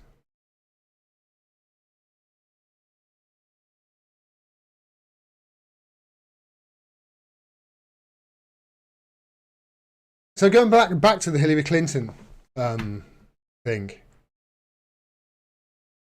This is what Hillary Clinton said at the time. Computer scientists have apparently uncovered a covert server linking the Trump organization to a Russian-based bank. Wow, that must have been a shock for you, mustn't it, Hillary, to find that out? This is a statement, right? And this is the thing I love about this is because this is the statement from Jake Sullivan on a new report exposing Trump's secret line of communication to Russia. This is what she said about it back then. Remember, John Durham's sort of, you know, the person he's said he's lying from the Clinton campaign, charged with lying or accused of lying to the FBI about trying to, well, not trying to, actually spying on the President of the United States. So this is what her spokesperson, Jake Sullivan, says. I'll come back to that person in a minute. So this is what he said at the time. In response to a new report from Slate showing that the Trump organization has a secret server registered to Trump Tower that has been covertly communicating with Russia, Hillary for America's senior policy advisor Jake Sullivan released the following statement Monday. He was the Hillary for America senior policy advisor. Okay. He said this. This could be the most direct link yet between Donald Trump and Moscow. Computer scientists have apparently uncovered a secret server, linking the Trump organization to a Russian-based bank. I tell you, it must have really come as a shock. The secret hotline may be the key to unlocking the mystery of Trump's ties to Russia. It certainly seems that the Trump organization felt it had something to hide, given that it apparently took steps to conceal the link when it was discovered by journalists. Journalists discovered it, didn't they? This line, they discovered it. They discovered it. Wow. When these journalists published that scoop, it must have, shocked the hell out of them. Anyway, this line of communication, he said, may help explain Trump's bizarre adoration of Vladimir Putin and endorsement of so many pro-Kremlin positions throughout his campaign. Yeah, I mean, you know, obviously the ships in the Black Sea, all the sanctions he put on Russia, bombing Syria, Russia's ally, you know, all of that stuff and all the rhetoric, etc. It raises even more troubling questions in light of Russia's masterminding of hacking efforts that are clearly intended to hurt Hillary Clinton's campaign. We can only assume that federal authorities will now explore this direct connection between Trump and Russia as part of their existing probe into Russia's meddling in our elections. Well, Jake, when you assume, you know what they say, you make an ass out of you and me. Who is Jake, by the way? Well, Jake Sullivan currently serves as Joe Biden's national security advisor. And yeah, he's the guy who's advising Joe Biden on Ukraine right now. What do you think? Do you reckon he's going to be a dove on Ukraine? And or do you think he's going to be pushing for confrontation?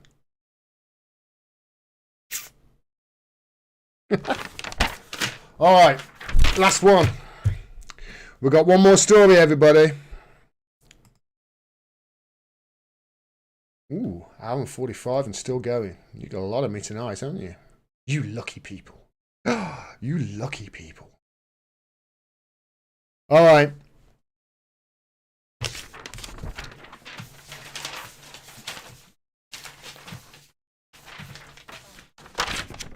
We're staying with Ukraine. So we're staying with Ukraine because it's kind of important at the moment that... National conversation on this subject, we're honored to... It's kind of important at the moment that we kind of fight back against the amount of propaganda that's out there. It's incredible. It is wall to wall. I haven't seen a push like this since Iraq. For all those people who...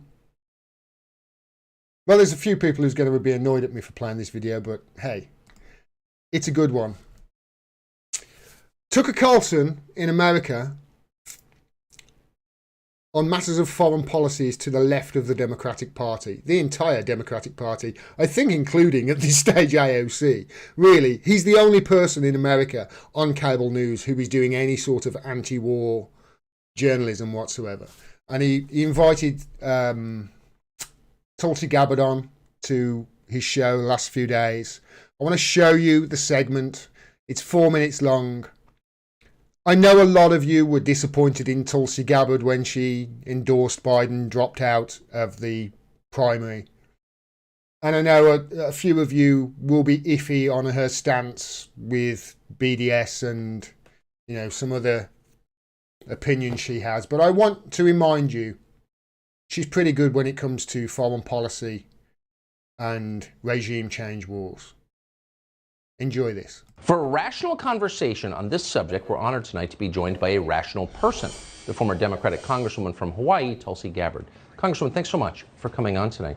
Thank you. So let's just, and it's hard to know what to believe always, and especially now, but let's just stipulate, agree to agree, that it seems likely we could see some conflict between Russia and Ukraine soon. How should we view that?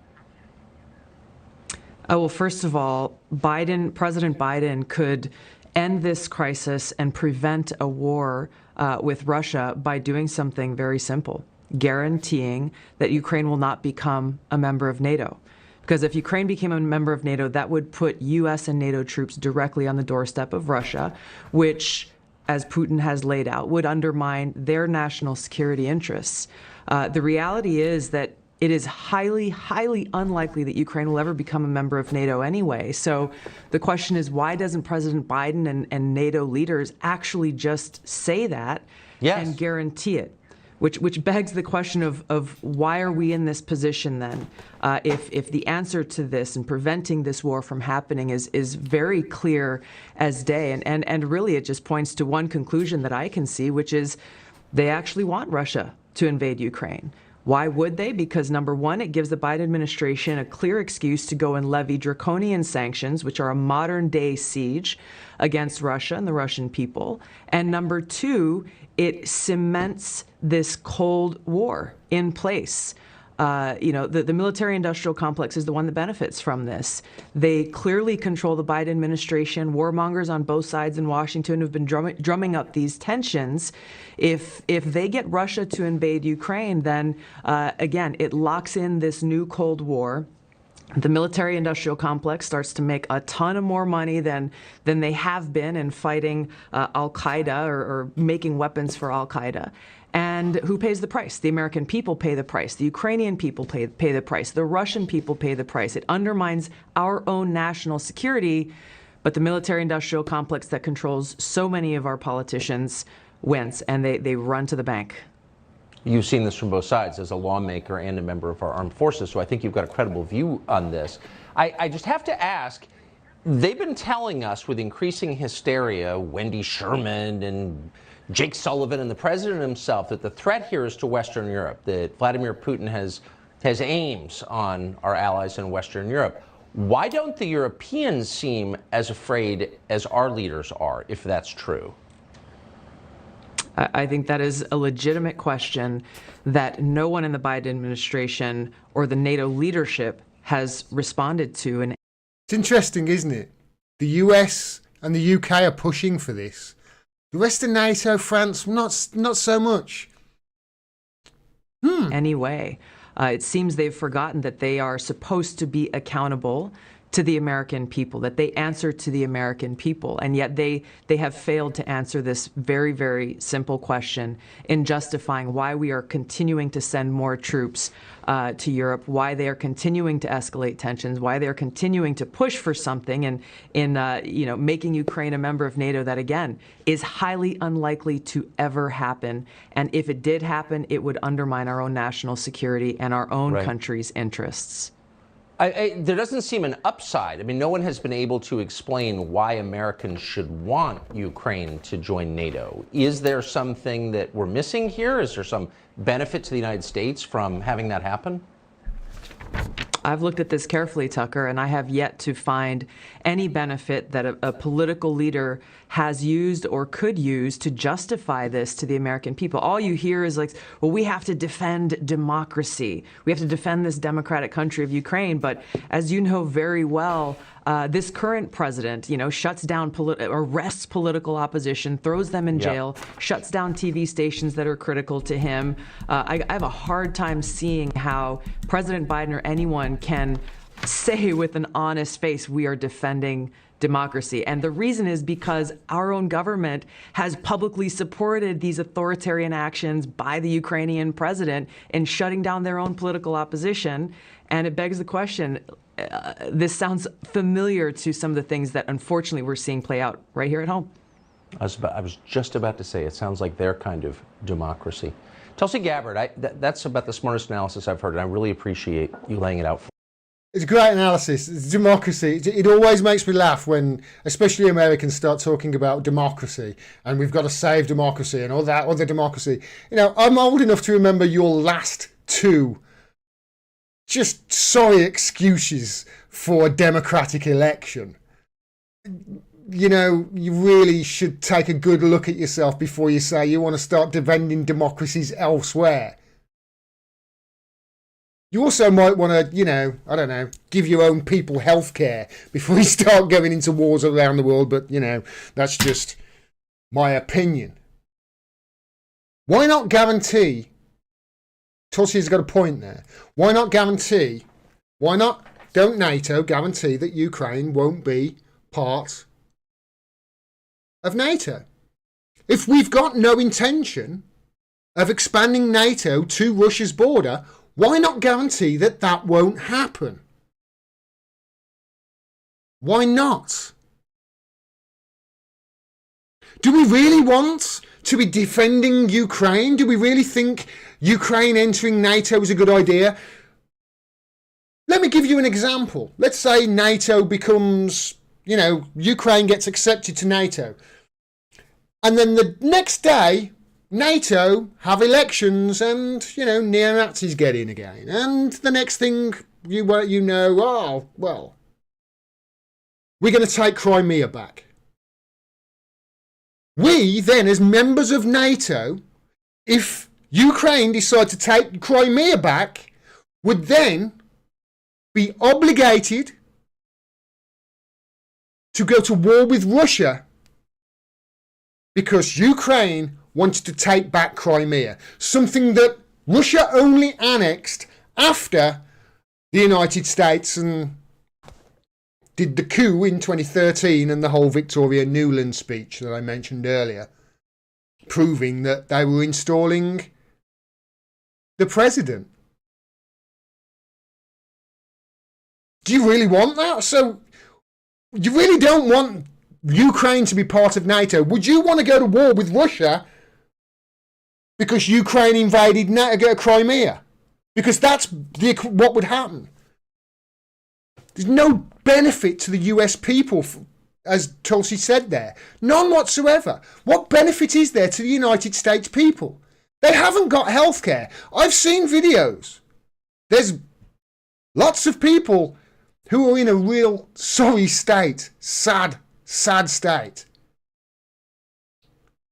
Yet you're saber-rattling around the world? You're paying twice as much for healthcare as everybody else. And it's coming in at something like 18th or 20th in the world. Yet you've got enough money. Something's not right. You're not looking after the United States citizens, are you? Of course, that's not the point. It's the same with the UK.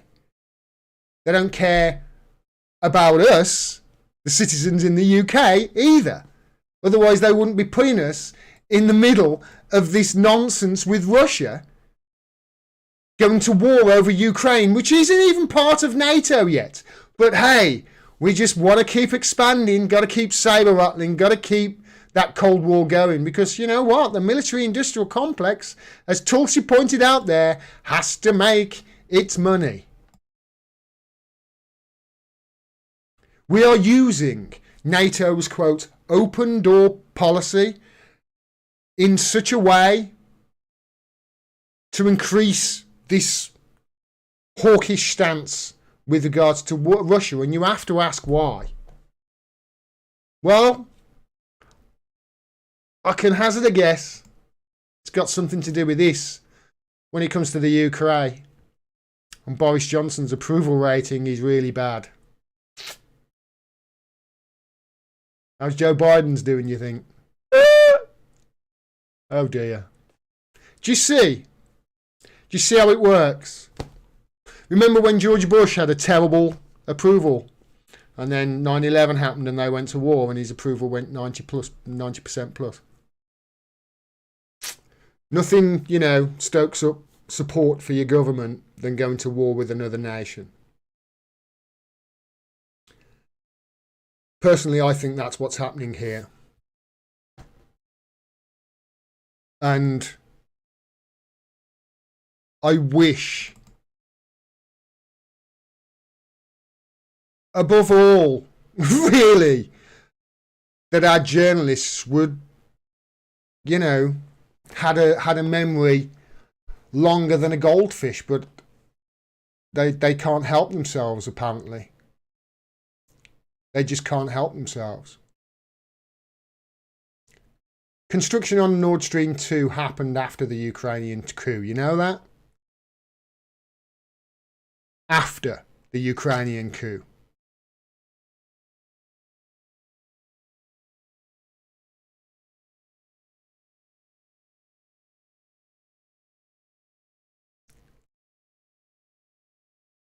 Donald Trump sanctioned the people laying the pipes to Germany in Nord Stream 2 when he was president, and Biden is now talking about more.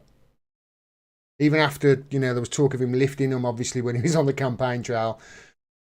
He only kept one campaign promise. That was nothing more fundamentally changed, the one campaign promise that he made to his donors, to the Democratic donors.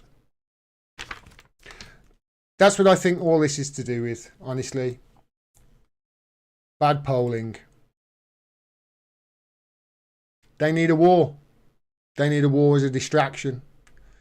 They need a war to take people's minds off what's going on at home, because they've got no answers to the problems that we've got at home. Certainly, none that wouldn't annoy their rich donors and the people who fund their parties.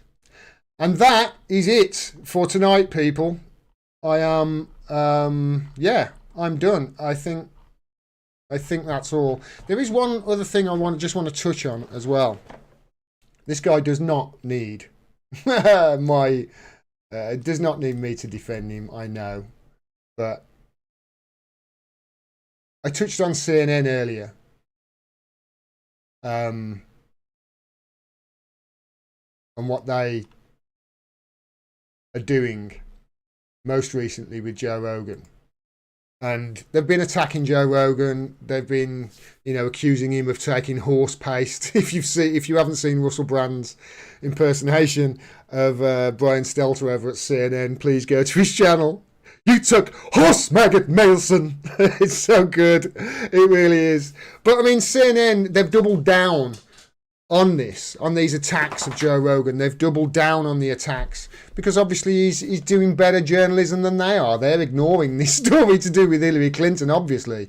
And while they're ignoring the Hillary Clinton story, this is what they're actually doing. Look, they've changed this title. This is from the other day, from yesterday. Joe Rogan's use of the N-word is another January the 6th moment. They're saying his use of the N-word like years ago. Years. And he wasn't even using it as a slur. He was just using it, talking and explaining how other people sort of use it. He wasn't using it in a bad way. There was no bad intention behind it. And he actually, I think he's even apologised for him saying the word, even though it wasn't, in a nasty way. But they say his use of the N-word is another January 6th moment. Now, here's the thing, because I distinctly remember Kamala Harris saying that there was something else that was like January 6th. Pearl Harbor. Do you remember?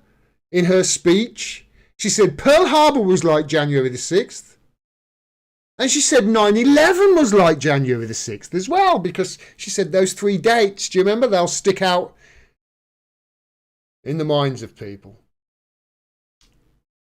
Well, now, Joe Rogan's historical use of the N-word is the same as Pearl Harbor and 9/11, according to CNN. CNN, I saw a piece in CNN, by the way, because Fox News, I should really pull this up. When I drop it as a video, maybe I will. But Fox News belittled Kamala Harris for doing that. And all CNN could do is pull up an instance of Fox News saying that the burning down of a Christmas tree was the same as Pearl Harbor. There's no actual journalism going on at that place. Just this crap. While they're doing that, by the way, Joe Rogan had Dave Smith on for 3 hours, and for most of that time he was talking about the wars in the world that America are involved in, and obviously we are as well, because as I said, we're America's little bitch, and wherever they go, we must go, and whenever they say jump, we say how high, because, we're their little bitch. He was talking about, the war in Yemen that never gets covered on CNN or MSNBC ever. Largest humanitarian crisis on the planet, according to the United Nations, Yemen. The war in Yemen. There wouldn't be a plane in the sky over Yemen if it wasn't for UK and US support. According to Dave Smith, the only reason we're supporting this war is because we pissed off the Saudis by going to war in Iraq, because that propped up Iran. That's one school of thought.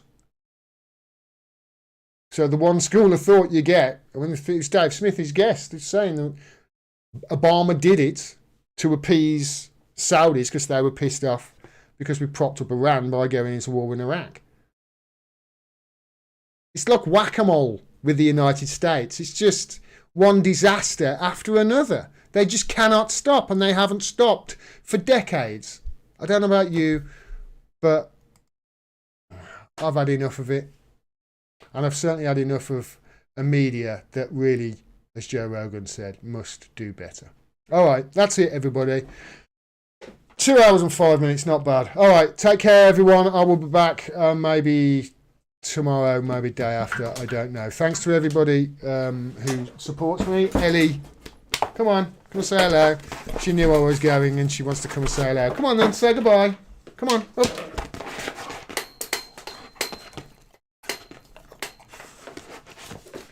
Good night, everybody. Love you all. Support independent media. Take care.